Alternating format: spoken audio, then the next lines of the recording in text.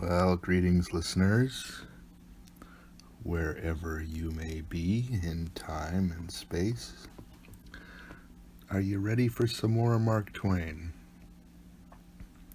Let us continue with the adventures of Tom Sawyer. And this is chapter 25, About Kings and Diamonds. Search for the treasure, dead people and ghosts.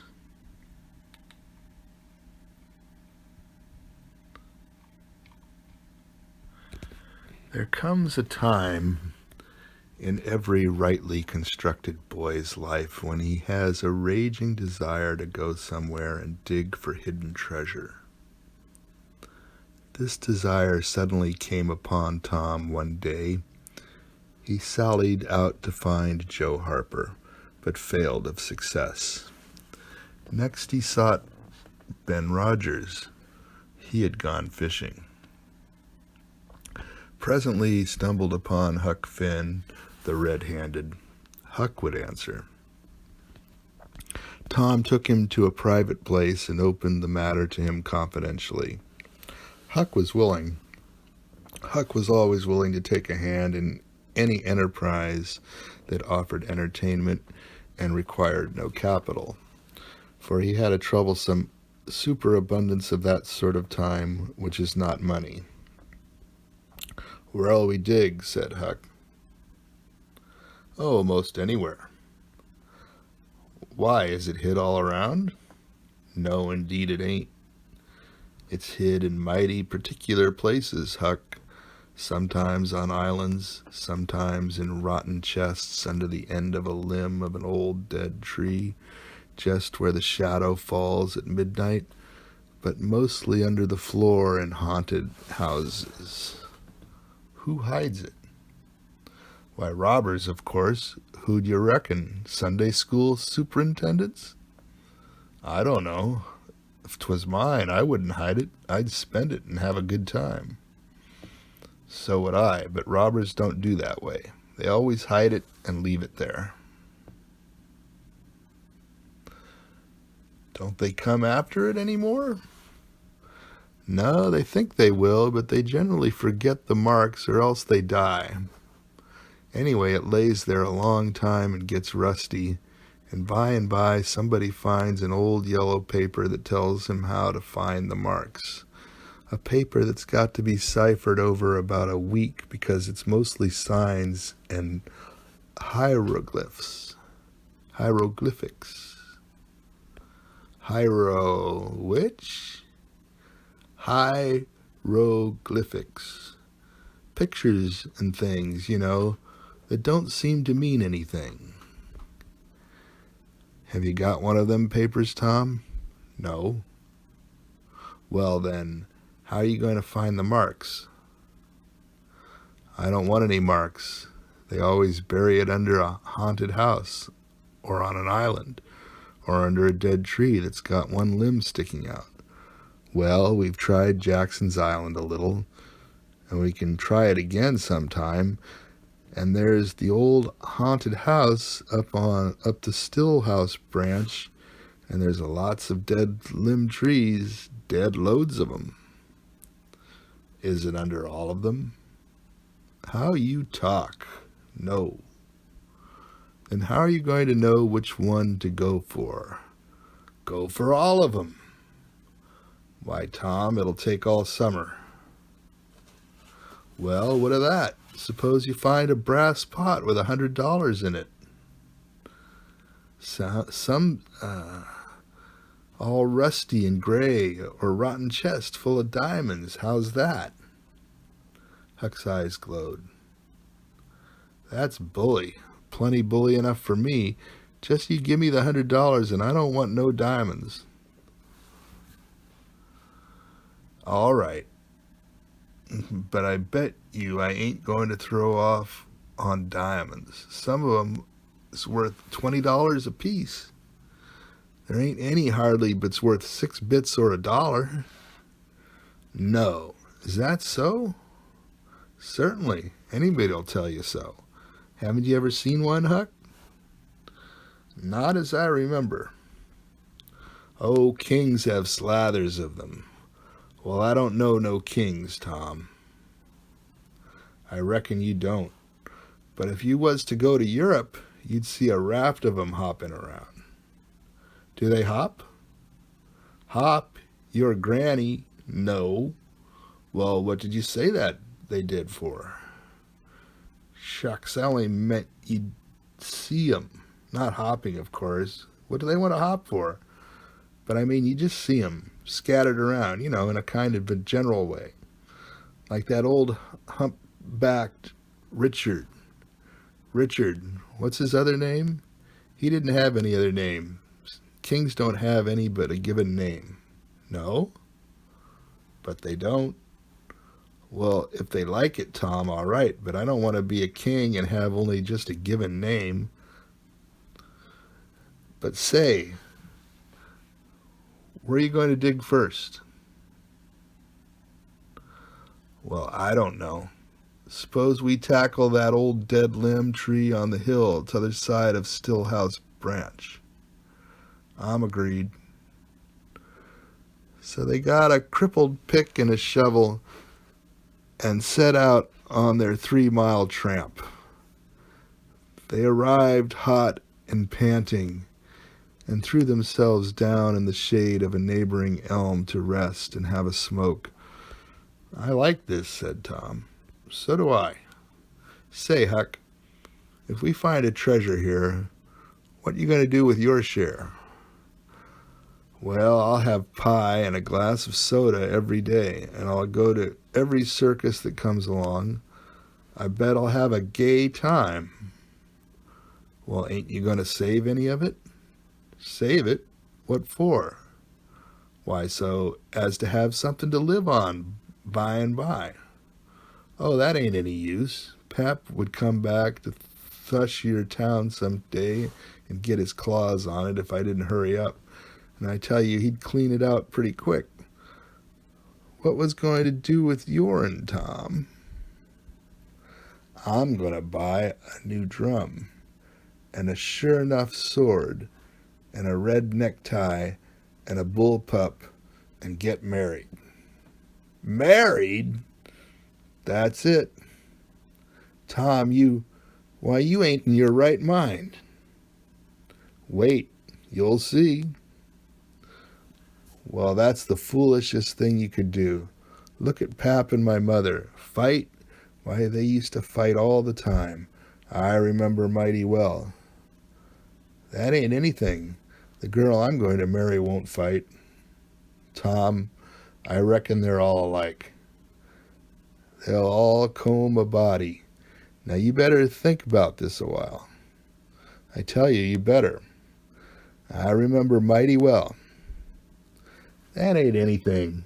The girl I'm going to marry won't fight. Oops, I already read that. It ain't a gal at all. It's a girl. Oh, I'm sorry. I lost it here. Okay. Tom? Okay, here's Huck. Tom? I reckon they're all alike.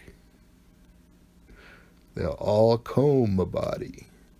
Now, you better think about this a while. I tell you, you better.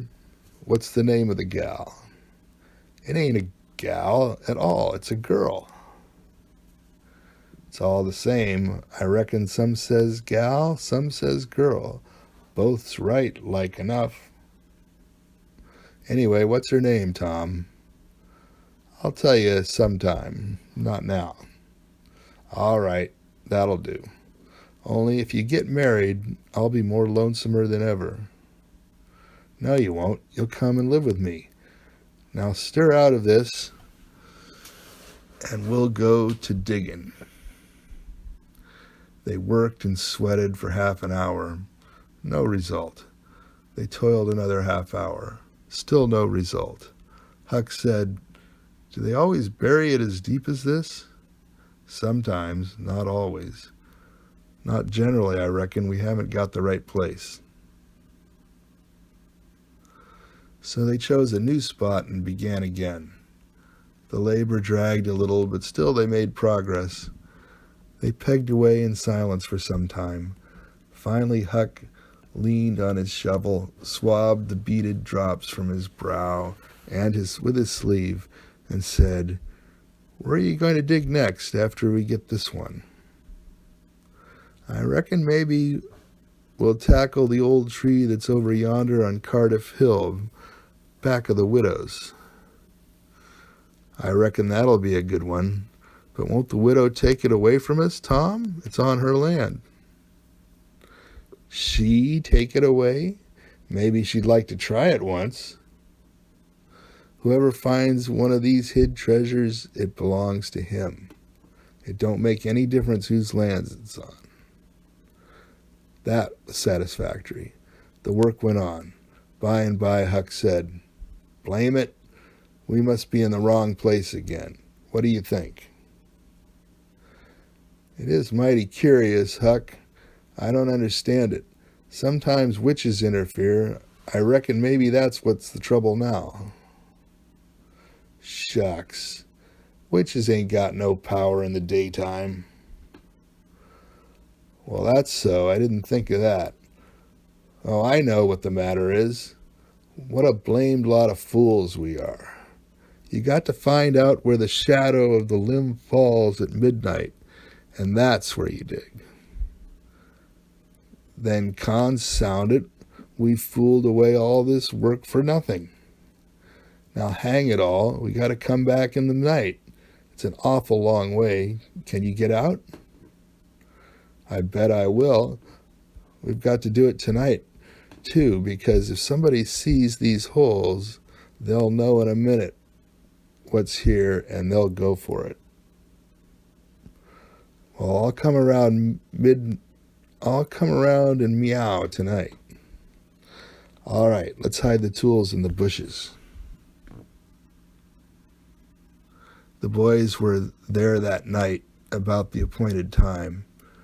They sat in the shadows waiting. It was a lonely place, and an hour made solemn by old traditions. Spirits whispered in the rustling leaves. Ghosts lurked in the murky nooks.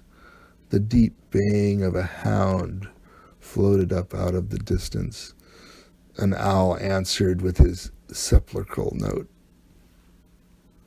The boys were subdued by these solemnities and talked little. By and by they judged that 12 had come. They marked where the shadow fell and began to dig. Their hopes commenced to rise. Their interest grew stronger, and their industry kept pace with it. The hole deepened and still deepened every time their hearts jumped to hear the pick strike upon something. They only suffered a new disappointment. It was only a stone or a chunk. At last Tom said, "It ain't any use, Huck. We're wrong again." "Well, but we can't be wrong. We spotted the shadow to a dot." "I know it, but then there's another thing." "What's that?" "Why, we only guessed at the time. Like enough it was too late or too early." Huck dropped his shovel. "That's it," he said. "That's the very trouble. We got to give this one up. We can't even tell the right time. And besides, this kind of thing's too awful here this time of night with witches and ghosts a-fluttering around us. So I feel as if something's behind me all the time. And I'm afeard to turn around because maybe there's others in front a-waiting for a chance. I've been creeping all over ever since I got here." "Well, I've been pretty much so too, Huck.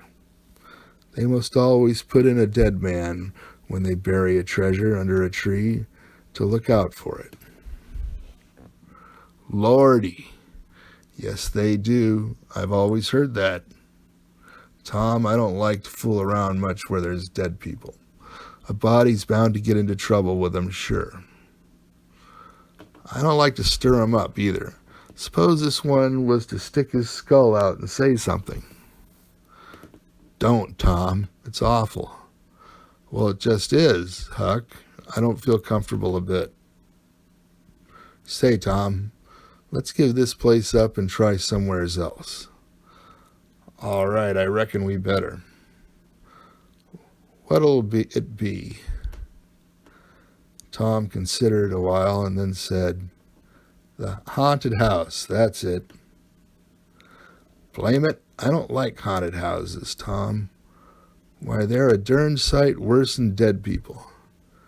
Dead people might talk, maybe, but they don't come sliding around in a shroud when you ain't noticing and peep over your shoulder all of a sudden and grit their teeth the way a ghost does. I couldn't stand such a thing as that, Tom. Nobody could.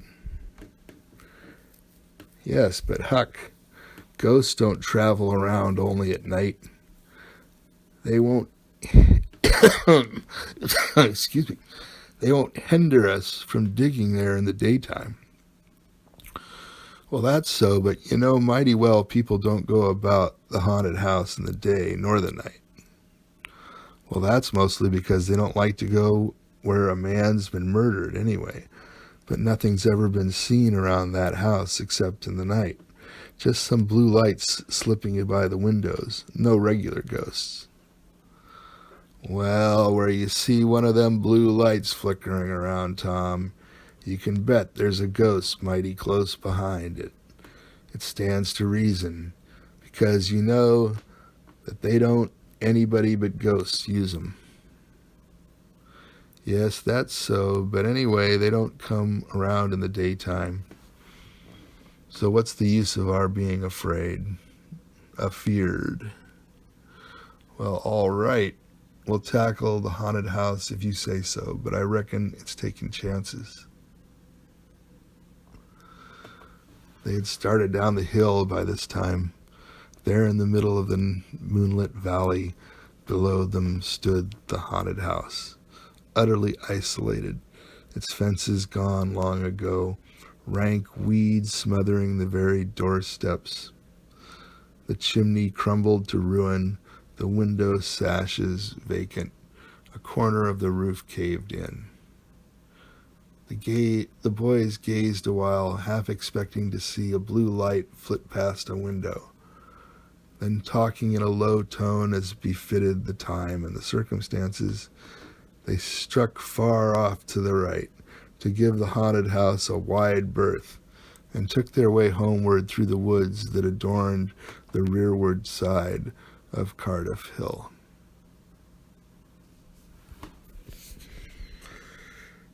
Be back with more soon. Please come back. Please listen to the whole story, although we're still reading it. But eventually we'll have this whole story, and I'm going to archive that on YouTube, on the Roarshock channel on YouTube. And for new broadcasts as we move into 2021, you're going to want to follow me on Haps TV at D.A. Wilson, D-A-W-I-L-S-O-N. I'll be back with more Tom Sawyer soon. Thank you.